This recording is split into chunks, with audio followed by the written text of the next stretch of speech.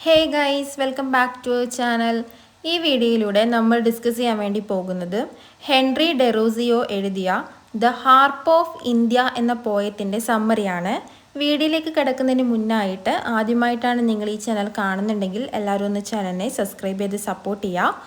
ഒപ്പം ഈ ഒരു വീഡിയോ നിങ്ങളുടെ ഫ്രണ്ട്സിനും കൂടി ഷെയർ ചെയ്തെടുക്കുക. അപ്പം നമുക്കൊട്ട് ലേറ്റ് ആക്കാതെ തന്നെ നമ്മുടെ വീഡിയോയിലേക്ക് കിടക്കാം. എഴുത്തുകാരനെ പറ്റിയിട്ട് നോക്കാം. ഇന്തോ ആംഗ്ലിയൻ കവിയും അധ്യാപകനുമാണ് ഇദ്ദേഹത്തിൻ്റെ മുഴുവൻ പേര് ഹെൻറി ലൂയിസ് വിവിയൻ ഡെറോസിയോ. 1809 ഇദ്ദേഹം ജനിച്ചത്. അച്ഛൻ പോർച്ചുഗീസുകാരനും അമ്മ ഇന്ത്യക്കാരിയുമാണ്. യൂറോപ്യൻ സംസ്കാരം ഇദ്ദേഹത്തിൻ്റെ കാവ്യജീവിതത്തിൽ നിർണായക സ്വാധീനം ചെലുത്തിയിട്ടുണ്ട്. ഡ്രമണ്ട്സ് അക്കാദമിയിലാണ് ഇദ്ദേഹം വിദ്യാഭ്യാസം നേടിയത്. സാഹിത്യം, ദർശനം എന്നീ വിഷയങ്ങളിലുള്ള നിരവധി ഗ്രന്ഥങ്ങൾ വായിക്കാൻ അദ്ദേഹത്തിന് അവസരം ലഭിച്ചിട്ടുണ്ട്. ഇദ്ദേഹത്തിൻ്റെ മിക്ക കവിതകളിലും മുഖ്യഭാവം വിഷാദമാണ്. അത് നമ്മളിന്ന് പഠിക്കുന്ന പോയത്തിലായാലും കാണാൻ സാധിക്കുന്നതാണ്. പിന്നെ ദ ഗോൾഡൻ വേവ്സ് എന്ന കവിതയിൽ അദ്ദേഹത്തിൻ്റെ ദേശാഭിമാനമാണ് മുന്നോട്ട് നിൽക്കുന്നത്. ഇനി നമുക്ക് നമ്മുടെ കവിതയെക്കുറിച്ചിട്ട് പറയാം. The harp of India. The poem has 2 parts. പോയത്തിന് 2 പാർട്സ് ഉണ്ട്. The first is a lamentation while the second expresses hope. First പാർട്ടിൽ ലാമെൻറ്റേഷൻ ആണ്, കവിയുടെ ഒരു ദുഃഖമാണ് പറയുന്നത്. സെക്കൻഡ് പാർട്ടിൽ പറയുന്നത് ഹോപ്പാണ്, പ്രതീക്ഷയാണ്. ഇനി നമ്മൾ ടൈറ്റിൽ നോക്കുകയാണെങ്കിൽ the harp of India. Harp എന്ന് പറഞ്ഞാൽ ഒരു മ്യൂസിക്കൽ ഇൻസ്ട്രുമെൻ്റ് ആണ്. അതൊരു ത്രികോണാകൃതിയിലുള്ള ഒരു മ്യൂസിക്കൽ ഇൻസ്ട്രുമെൻ്റ് ആണ്. അതിൽ സ്ട്രിങ്സുകളുണ്ട്. നമ്മുടെ വിരലുകൾ ഉപയോഗിച്ചിട്ടാണ് ആ ഒരു ഇൻസ്ട്രുമെൻ്റ് പ്ലേ ചെയ്യുന്നത്. പിന്നെ ഈ ഒരു സോങ് പാട്രിയാർക്കൻ സോണറ്റ് ആണ്.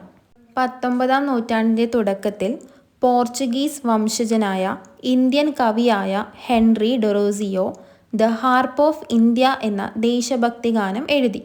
വളരെ പ്രചോദിപ്പിക്കുന്നതും ശക്തവുമായ ഈ കവിത ഇന്ത്യയിലെ യുവാക്കളെ ഉറക്കത്തിൽ നിന്ന് പോലും ഉണർത്താനും അഭിമാനത്തിനും പ്രതാപത്തിനും വേണ്ടി പോരാടാനും പ്രചോദിപ്പിക്കുന്നുണ്ട്. ഇന്ത്യയുടെ സമ്പന്നമായ സംസ്കാരത്തെയും പൈതൃകത്തെയും വിവരിക്കാൻ കവി ആകർഷകമായ ചിത്രങ്ങളാണ് ഈ കവിതയിൽ ഉപയോഗിച്ചിട്ടുള്ളത്.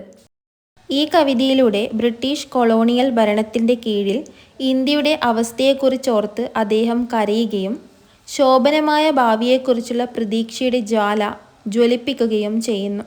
ഈ കവിതയിൽ കവിക്ക് മാതൃരാജ്യത്തോടുള്ള ആഴത്തിലുള്ള സ്നേഹവും അതിൻ്റെ സാമൂഹികവും രാഷ്ട്രീയവുമായ പ്രശ്നങ്ങളോടുള്ള അദ്ദേഹത്തിൻ്റെ ശ്രദ്ധയും പ്രതിഫലിപ്പിക്കുന്നുണ്ട്. ഇനി നമുക്ക് ഫസ്റ്റ് പാർട്ട് നോക്കാം. Why hang'st thou lonely on yon withered bough unstrung for ever must thou the remain the music once was sweet who hears it now Why doth the breeze sigh over thee in vain? Silence hath bound thee with her fatal chain. Neglected, mute, and desolate art thou, like a ruined monument on a desert plain. ആദ്യ വരിയിൽ speaker ഇന്ത്യയുടെ കവിതയെയും അതിൻ്റെ നാഗരികതയുമാണ് explain ചെയ്യുന്നത്.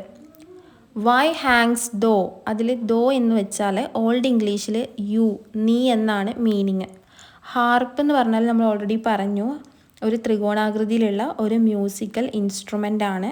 അതിൽ strings ഒക്കെ ഉണ്ട്. നമ്മൾ വിരലുകൾ ഉപയോഗിച്ചിട്ടാണ് അത് പ്ലേ ചെയ്യുന്നത്. അപ്പം നമ്മുടെ പോയറ്റ് ഹാർപ്പിനോട്, ആ ഒരു ഇൻസ്ട്രുമെൻറ്റിനോട് ചോദിക്കുകയാണ്, നീ എന്തിനാണ് ഇങ്ങനെ ഉണങ്ങിയ കൊമ്പിൽ ഒറ്റയ്ക്ക് ഇങ്ങനെ തൂങ്ങിക്കിടക്കുന്നത്? ആ ഒരു ചോദ്യത്തോടെയാണ് കവിത ആരംഭിക്കുന്നത്. കവി എന്നിട്ട് അത്ഭുതപ്പെടുകയാണ്. കവിതയുടെ തുടക്കം തന്നെ ദുഃഖവും വിഷാദവും നിറഞ്ഞു നിൽക്കുന്നതാണ്. ഉണങ്ങിയ കൊമ്പിൽ തൂങ്ങിക്കിടക്കാൻ തുടങ്ങിയിട്ട് അപ്പോഴൊരുപാട് നാളായി എന്ന് നമുക്ക് ഈ ഒരു വരിയിലൂടെ തന്നെ മനസ്സിലാക്കാൻ സാധിക്കുന്നുണ്ട്. അതിനർത്ഥം ആരും തന്നെ ആ ഒരു ഇൻസ്ട്രുമെൻ്റ് ഹാർപ്പിനെ യൂസ് ചെയ്യുന്നില്ല. ആ ഒരു ഹാർപ്പ് പ്ലേ ചെയ്തിട്ട് ഒരുപാട് കാലങ്ങളായി എന്നാണ് ഇതിൽ മനസ്സിലാവുന്നത്. അപ്പോൾ പോയറ്റിൻ്റെ അവസ്ഥയും എന്താണ്? ഹാർപ്പിനെ പോലെയാണെന്നാണ് പറയുന്നത്. ഇന്ത്യ ബ്രിട്ടീഷുകാരുടെ അണ്ടറിൽ വന്നപ്പോൾ കവിയുടെ കഴിവുകൾ എവിടെയോ നഷ്ടപ്പെട്ടു പോയി എന്നാണ് പറയുന്നത്. അതായത് കവി ഇപ്പം കവിതകളൊന്നും തന്നെ എഴുതാറില്ല. നിൻ്റെ മ്യൂസിക് മുൻപ് എങ്ങനെയുള്ളതായിരുന്നു എന്നാണ് പറയുന്നത്. എങ്ങനെയുള്ളതായിരുന്നു? വളരെ സ്വീറ്റ് ആയിരുന്നു, അല്ലേ? The music once was sweet who hears it now. നിൻ്റെ മ്യൂസിക് വളരെ മധുരമുള്ളതായിരുന്നു എപ്പോഴും മുൻപ്. ഇതിലൂടെ കവി പറയുന്നത് അദ്ദേഹം എഴുതിയിരുന്ന ക്ലാസിക്കൽ വർക്ക്സൊക്കെ നല്ല മധുരമുള്ളതായിരുന്നു ആ കാലത്ത്. പക്ഷേ ഇന്നത്തെ ജനറേഷനിൽ അത്തരത്തിലുള്ള ക്ലാസിക്കൊന്നും ആവശ്യമില്ല അല്ലേ. ക്ലാസിക്കായിട്ടുള്ള പോയംസ് ഒന്നും തന്നെ ആവശ്യമില്ല, അത് ആരും തന്നെ കേൾക്കുന്നില്ല എന്നാണ് കവി ഇവിടെ ഉദ്ദേശിക്കുന്നത്. Why doth the breeze sigh over thee in vain. ഹാർപ്പിൻ്റെ അടുത്തൂടെ പോകുന്ന കാറ്റ് നിന്നെ കണ്ടിട്ട് നെടിവീർപ്പിടുന്നത് പോലെയാണ് കവിക്ക് തോന്നുന്നത് എന്നാണ് പറയുന്നത്. Silence heart bound the with her fatal chain. Silence നിന്നെ എന്ത് ചെയ്യുന്നു? വലിഞ്ഞ് മുറുകിയിരിക്കുകയാണ്. അതായത് ഹാർപ്പ് ആ ഒരു ഇൻസ്ട്രുമെൻ്റ് ഇപ്പോൾ ആരും വായിക്കുന്നില്ല, അതുകൊണ്ട് സൈലൻസ് വായിക്കാത്തതുകൊണ്ട് തന്നെ അത് സൈലൻ്റ് ആണ് അല്ലേ, സൈലൻസിലാണുള്ളത്. അപ്പോൾ ആ ഒരു സൈലൻസ് നിന്നെ എന്ത് ചെയ്തിരിക്കുകയാണ്? വലിഞ്ഞു മുറുകിയിരിക്കുകയാണ്. ബ്രിട്ടീഷുകാരുടെ ഭരണമായതുകൊണ്ട് തന്നെ പോയറ്റ്സിനെയൊക്കെ അവർ സൈലൻസ് ആക്കി വെച്ചിട്ടാണുള്ളത്, നിശബ്ദരാക്കി വെച്ചിട്ടാണുള്ളത്. അവർക്കൊന്നും അവരുടെ കഴിവ് പുറത്തെടുത്ത് എഴുതാനൊന്നും വേണ്ടി പറ്റുന്നില്ല. Neglect, mute and desolate art thou. അവരെല്ലാം മ്യൂട്ടാക്കി വെച്ചിരിക്കുകയാണ്. Like a ruined monument on a desert plain. പോയറ്റിൻ്റെ ഇപ്പോഴത്തെ അവസ്ഥ ഡെസേർട്ടിലുള്ള ഒരു മോണ്യുമെൻറ്റ് എങ്ങനെയാണോ ആക്കി വെച്ചിരിക്കുന്നത് അതുപോലെയാണ്. മോണ്യുമെൻറ്റ്സ് എന്ന് പറഞ്ഞാൽ ഒരു വ്യക്തിയുടെയോ അല്ലെങ്കിൽ ഒരു സംഭവത്തിൻ്റെയോ സ്മരണയ്ക്കായി ആക്കി വയ്ക്കുന്ന ഒരു കെട്ടിടം അല്ലേ, മോണ്യുമെൻറ്റ്. സ്മാരകം എന്നൊക്കെ പറയാം, സ്മാരകം, കെട്ടിടം എന്നൊക്കെ പറയാം. ആ മോണ്യുമെൻറ്റ്സിനൊക്കെ നല്ല വാല്യൂ ഉണ്ട്. കാരണം ഒരു വ്യക്തിയുടെയോ അല്ലെങ്കിൽ എന്തെങ്കിലും സംഭവത്തിൻ്റെയൊക്കെ ഓർമ്മയ്ക്ക് വേണ്ടി ആക്കി വെച്ചിരിക്കുന്നതാണ്. അതുകൊണ്ട് തന്നെ ആ ഒരു മോണ്യുമെൻറ്റ്സിന് നല്ല വാല്യൂ ഉണ്ട്.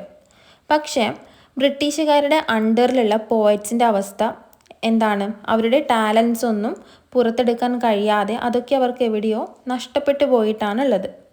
ഈ കാര്യങ്ങളൊക്കെ എഴുതാൻ വേണ്ടിയിട്ട് പല നല്ല കവികളും അവിടെ ഉണ്ടായിരുന്നു. പക്ഷെ അവർ എന്ത് ചെയ്യുന്നില്ല, അതൊന്നും എഴുതുന്നില്ല.